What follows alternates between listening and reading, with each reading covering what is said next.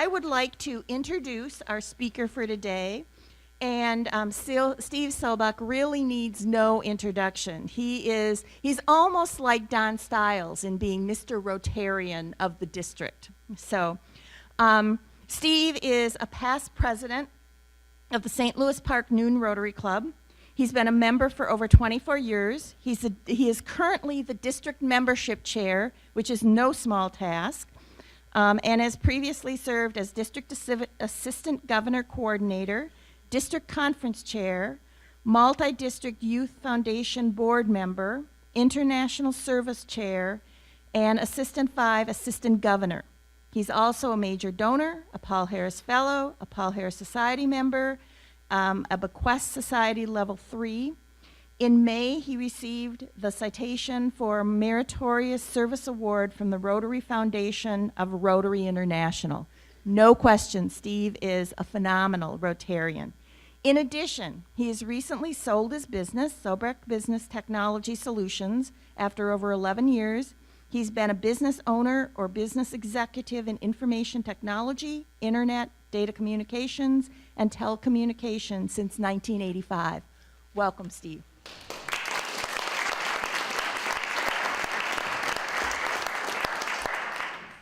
Thank you, Mary. Good afternoon. Very nice to be here. And one of the many things I love about Rotary is visiting other Rotary Clubs, both here in Minnesota and around the world, and see lots of familiar faces. Your club has been so active for so many years on the district leadership team with Diane and Don and many others, and it's always well represented at district events, so very fun to be here. Given a variation of this presentation to over 30 Rotary Clubs around the district, and I always start out with a little bit of a legacy of SafeWater Plus, and that starts out with your Rotary Club back in the mid-1990s, and many have heard this story before, but your club led a significant water project in the Dominican Republic. And a year or two later, Rick Jacobson went back and talked to the woman at the well, and we've heard this story many times since Rotary built the water system. The children have stopped dying. And what an amazing legacy. And did a number of other projects for a number of years.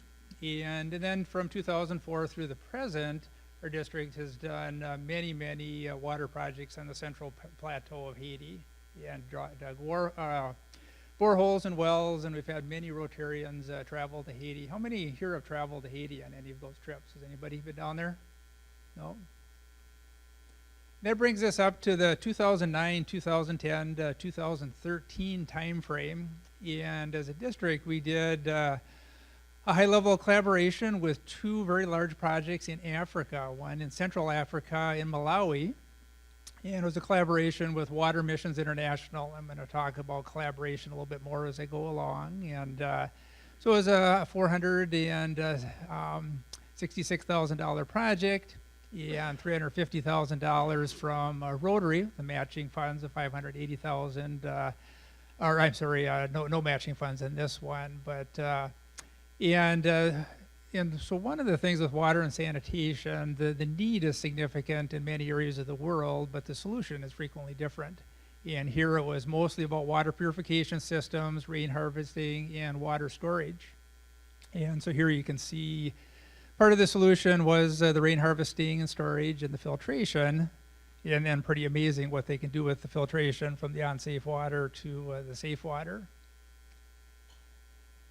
And then in that same time frame, our district did another very large project that started in 2009, and this one was in collaboration with World Vision. So I want to share just a little bit with you about northern Uganda before I get to Honduras for a couple of reasons. There's a couple of stories I'd like to share. I had the opportunity to travel there twice, and it's very much kind of the model or the foundation for what we did in Honduras. So we had over 30 District 5950 Rotary Clubs participate with the two projects in Africa combined over the course of 4 or 5 years. And this one was a $930,000 project with $350,000 from Rotary and $580,000 match from World Vision. And these are some photos that I took. Went for long walks and in northern Uganda near Gulu. And here we were near the border with Sudan. And here's a river. It's not flowing in the dry season. Two men taking a bath. There were some cattle upstream. and here's where people were getting their water for their household use. Met this woman near her home, her hut, her mud hut with a thatch roof and a little boma cluster of huts. Went for a long walk through the jungle, and she makes this trip multiple times a day, and you can see the ergonomics and what she's carrying back and forth. Yeah, and so just a little orientation here. Uganda is right here, right between Kenya and Sudan and DRC and Tanzania, and Malawi is down here in Central Africa. And so in northern Uganda, the solution was about more what we usually think about with water and sanitation is boreholes or wells. The boreholes were very deep, and there was no power, no generators, no solar energy, so it was all hand pumped. And I pumped a few times, and it was a lot of work to bring the water to the surface. Again, just some photos of the kids and the communities. And so one of the real powerful things about traveling on international service projects, kind of why do we travel? And part of it is to hear the stories and the impact of the stories. And in this situation, we had a woman, one of the women over here, stood up and gave her firsthand story in Acholi that was translated as she spoke, and just spoke of spending 20 years in an IDP camp, internally displaced persons camp, in northern Uganda, if you remember, in the 90s and early 2000s. That was where Joseph Kony and the Lord's Liberation Army terrorized that whole region for 15 years. And she just talked about the impact after 20 years of coming back to her village and her community on safe water, and what it meant to both to the adults, but especially to the children, to have safe water. And then the other fun part about the international travel is connecting with Rotarians from all over the world. And here's the Gulu Rotary Club, and just some really amazing, passionate people, really care about others, doing amazing work in the community and throughout the region, and just wonderful partners on the project and the work we did. And then the other thing with water and sanitation is the SaveWater Plus. The plus is sanitation and hygiene education. I just want to talk a little bit about the importance of latrines. Sounds pretty basic, pretty mundane, and what does it mean, mean to the girls in the community. And as we've heard, many of you have probably heard, in many developing countries, what happens if you don't have sanitation is the girls get to be 12, 13 years old, come into puberty, and they have no privacy, and what happens is they drop out of school, they're at home, and their chances, then they're doing the work at hauling water, and their chances of having a child at a young age goes way up. And so something as simple as sanitation and latrines is a big deal, because it has a big impact on keeping the girls in school, hopefully through high school and maybe beyond. The other thing that happens with, I'd like to talk about, is the ripple effects of what we do. So part of it is the water and the sanitation, but it's all of the other things that come out of it. These are the kids in the community, and they did not have school that day, walked a long ways to be with us. And it says School Health Club, good hygiene and sanitation promotes good health.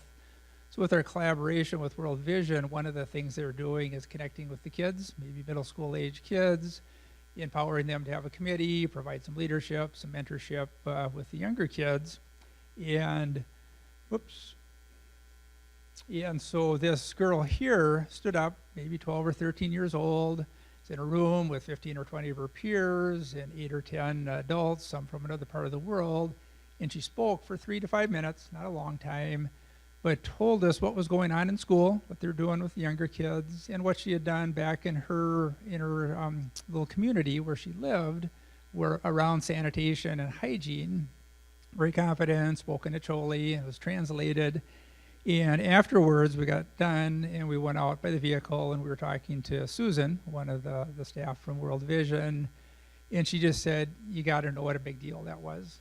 For a girl that age, in this culture, to get up and speak like that in front of a group of people, it just doesn't happen. And it was the impact of World Vision and Rotary. And now you have a girl who's going to maybe have an opportunity to continue her education, maybe become a leader in the community. And again, the ripple effects and what all can happen, what all can come from the work that we do. So just a real quick personal story that I like to share. So there were 4 of us in Uganda back in 2012, and we were on a flight from Nairobi, Kenya to Entebbe, Uganda.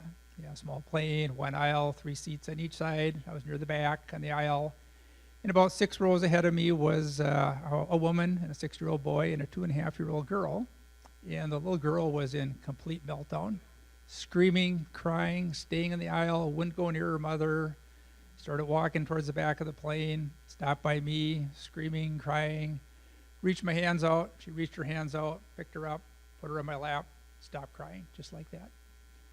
And told the flight attendant we were fine. He went back, finished getting ready, came back, said, "Time to go to your mommy," started screaming and crying and pushed his hands away. And I said, "We're fine." Got a seatbelt, clipped it around one side of my belt and around her, and clipped it on the other side and boosted her up. And about 2 or 3 minutes later, she was sound asleep and slept the whole flight to Entebbe, Uganda. And she was just fine. Woke up just as we were landing, and she was just fine. So why Western Honduras? And a few reasons. And one of the poorest countries in the world. Number 4, half of the population in the targeted area does not have access to safe water. So it really started on safari over in northern Uganda with Kim Lorenz with World Vision over dinner, where it starts, and a conversation, and would like to see our district do something significant in another part of the world. A lot of people in our district really wanted to do something in Latin America, that when you go to Africa and India and Southeast Asia, it's far to travel, a lot of time zones, it's expensive. And if we did more in Latin America, might we get more Rotarians traveling, and there's lots of need. And so with the conversation with Kim Lorenz with World Vision, he identified Western Honduras as an area that had significant need, and World Vision had a staff that he felt confident in. And here's a little bit of geography. So here you've got Mexico, you got Guatemala and Belize, you got El Salvador, and then Honduras is dark, and then Nicaragua, Costa Rica, Panama, and South America.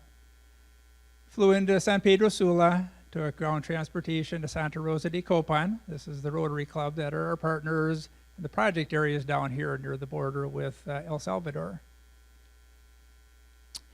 So the first trip was about assessing needs assessment. We've all heard stories of people with really good intentions that go in, do the project that they want to do. It wasn't what they needed, and then it doesn't go all that well long term. And so wanted to make sure that this is what they needed, and to be in relationship with people and spend 3 days in communities. And then also, if you're going to do a large project, you need good partners and you need confidence. And so wanted to spend time with the Rotarians and the World Vision staff to come back confident that we had good partners that we're going to follow up and follow through for the long term. And this is Jorge here, is the club president, and he continues to follow up and follow through and be a good partner. We recognize Jim Nelson, our past district governor now, and he was district governor-elect then, and James Williams from the Plymouth Rotary Club. And so one of the things we did while we were down there, and this was March or April of 2013, first trip, is, and this is before I even submitted a grant to the District Grants Committee. And so one day was to spend time looking at what are the solutions, what's been done, what's been started, won't be a part of our project or is not part of our project. And the community members do the trenching, and in this community, they did the trenching for 30 kilometers, 18 miles. And I asked 2 or 3 times. I couldn't imagine that was true, and they insisted that was true. So trenching and PVC. So they identify a spring water source in the mountains. So it's very rocky. There aren't any aquifers, and you couldn't get to them anyway. So it's not about boreholes. It's not about wells. It's about identifying a spring water source in the mountains. It can get complicated. Might be privately owned, publicly owned, so that gets complicated. And then trenching and PVC down to storage, and then distribution throughout the community, and all gravity fed. Some of the kids. And again, the second day, then we went to the community of Kuruko, and this is a community that's in our project. And again, just to see firsthand what are the water sources today. And this is where they get their water. Just a depression in the ground, water seeps into the hole overnight. Women get up at 5 a.m., they get in line, they get their water. By mid-morning, it's gone, and they have to wait for the next day. Another example in the same community is we took a walk. We went up probably a 15, 20-minute walk up a pretty steep side of the mountain. This little girl was walking with us, and Dana Cruz, our guide and interpreter, talked to her. She makes this trip halfway up the side of that mountain 4 or 5 times a day, carrying those big jugs of water, 12 or 13 years old. I assume that she had dropped out of school, and this was her life to take care, to help her family for their water. And then you can see the ergonomics, and just imagine carrying those jugs up and down side of that mountain. So SafeWater Plus Honduras. So one of the things that I found over the years with the variety of projects in different countries is the power of collaboration. So in Rotary, we can raise funds, we can travel, we can tell stories, but we can't really do engineering, contracting, etc. And so you need a good partner, and you need partners in country. And I really appreciated working with World Vision over the years. Part of it is their philosophy. So with Rotary projects, sustainability is a big deal. So we've all heard stories about projects, good intentions, good work, and people come back a couple years and things are in disrepair and disuse. And so if we're going to invest the time and the money to make sure it's sustainable, and so one of the things we have with World Vision is that their ADP site, their Area Development Project site, in this case it was in San Marcos in San Francisco, is that it's fully funded for 10 to 15 years. They'd already been there for 2 years with relationships in the communities, relationships with the local government, and they're going to be there after we leave. They're going to be there for another 10 years, and they're going to ensure the sustainability. They're going to have a committee of adults, including women, a good representation of women, to raise some funds for maintenance, take care of the project. The other thing that's going to happen, it's not going to just be about water and sanitation, and we're gone, because that doesn't leave a community sustainable and functioning on their own. So what they have is their 5 pillars, their 5 fingers of sustainable development, and they call it transformational development. Starts with water, sanitation, and hygiene. But then they're also going to do food and agriculture, and they're going to get women involved with food and agriculture. And it might be, in one example we saw was equipment to make corn tortillas for their own food consumption and for sale. In another community, they had a tilapia farm, and so they're helping develop sustainable food and agriculture. They're also going to get into health, maternal and child health care, and disease prevention, educational literacy, economic development, and their goal in 10 to 15 years then is to leave and go someplace else and leave it sustainable rather than creating a situation of dependency forever. So for me, that was pretty powerful and a good reason to partner with them.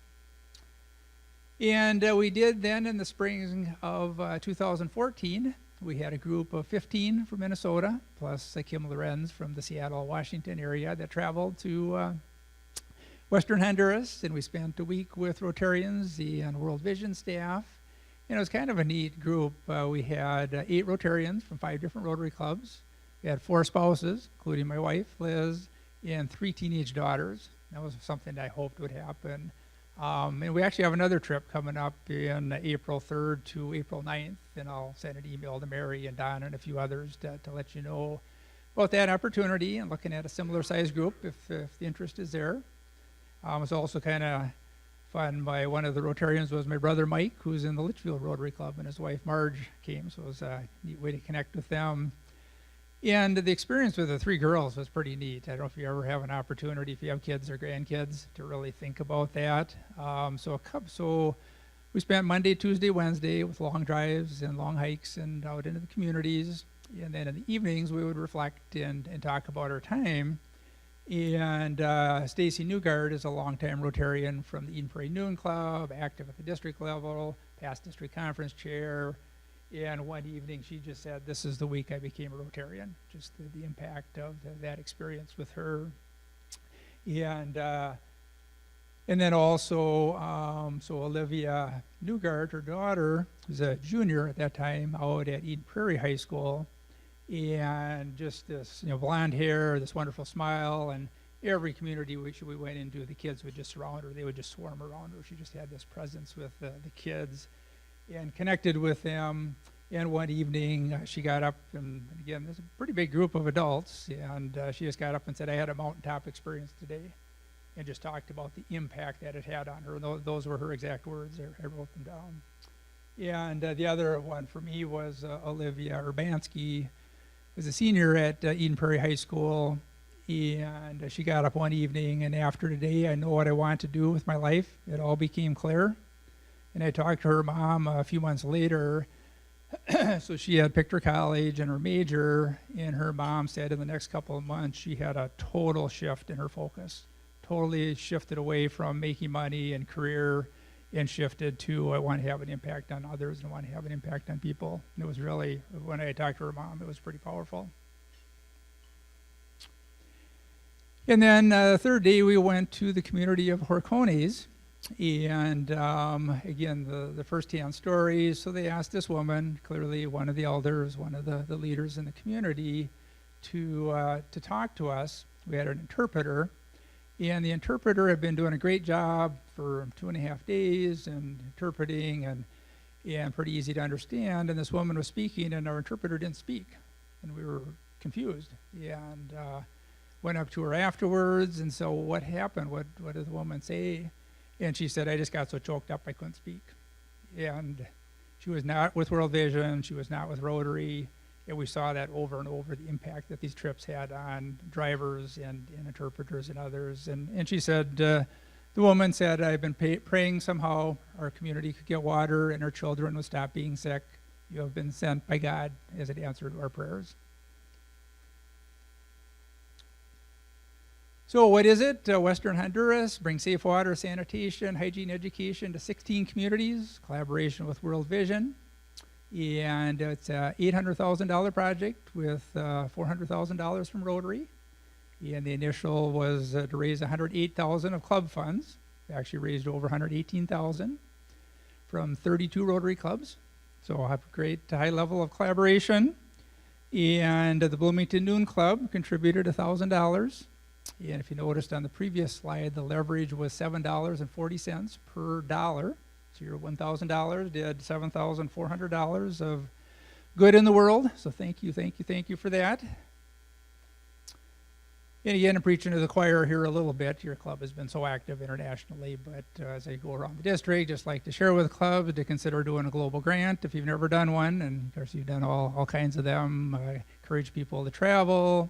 Still opportunities to contribute to SafeWater Plus, that hopefully there'll be another large project as we go forward here, as the years go by. And then, I don't know if you guys pick on Diane or not, but a lot of past district governors get picked. She's hard to pick on, I don't know. But Jim Nelson, of course, is kind of easy to pick on. So Dana Cruz was our primary host on that first trip, and our guide and our interpreter, and walking with her one day and just chatting and visiting, and she just said, oh, I just like Jim Nelson. He's just like a big teddy bear. And he's been known as Teddy Bear Nelson ever since. So Tim Murphy makes a big deal out of that. And if you are thinking about traveling with us next April, here's what happens to you on Friday afternoon at the end of the trip. So, but yeah, so just thank you. Your club has just been so active for so many years, district leadership, international service, in your community, and just so thank you for everything that you do, both around the world and here in your own community.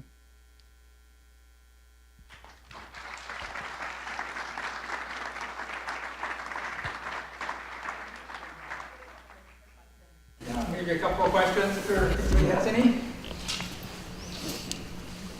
Yes? What is World Vision? So World Vision is a very large organization, philanthropic organization.